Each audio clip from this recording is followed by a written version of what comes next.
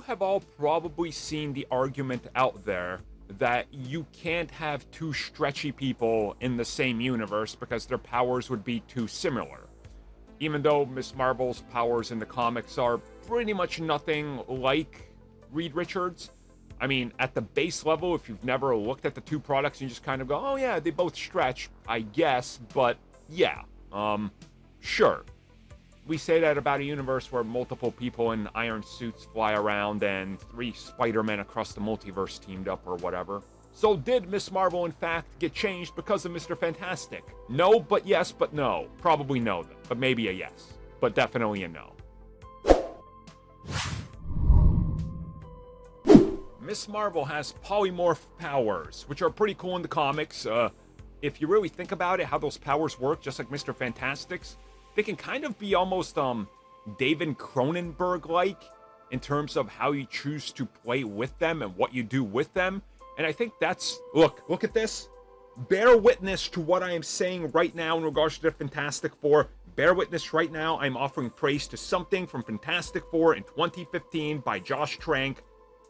They had a good idea with the Cronenberg thing, with making their powers be something that's absolutely disgusting and painful. I actually appreciated that because it was an interesting take on it that they screwed up. Now that I've done that, now that I've praised something from what is one of the worst movies I've ever seen, here we go. So, is there anything between, the upcoming Fantastic Four reboot and having too many stretchy people in the MCU? Well, thanks to Direct, they spoke with the writer and producer of the series, and they openly just asked, look, is there any impact on Ms. Marvel's powers due to Doctor Strange in the Multiverse of Madness and the upcoming Fantastic Four film that you guys had to implement in there to change her powers? Because again, there might be confusion or something.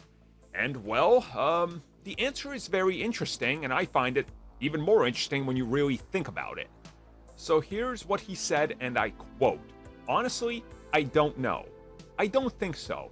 I mean, from my understanding, it was kind of linked to the type of story that we wanted to tell with Kamala.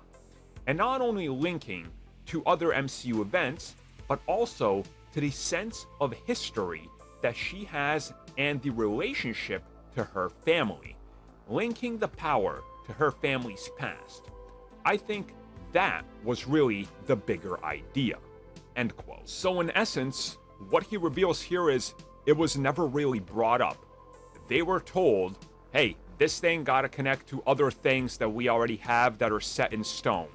And we're gonna have these powers like this for a specific reason. So you write around it and figure this out and make sure it works in the context of what we need. So here you go, work with it.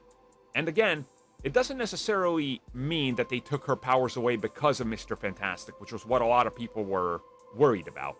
I think inherently what we're getting here is the necessity to change her power was made because they found themselves backed up against the corner. Yes, in the comics, she's an Inhuman. And you guys know I love the Inhumans, and I've ranted about this, about the changes. But you can't possibly have picked up the through line from Agents of S.H.I.E.L.D. and the series based on the Inhumans that nobody saw. Too much time has gone by and various other things have happened, so they had to change her around. And like they say, there's things that tie to her family past here. That's important as well. So I think by the time it's all said and done and the series leaves us with questions for the Marvels, I think we're going to have a clearer picture on why exactly they changed her powers, because they hint towards it multiple times so far.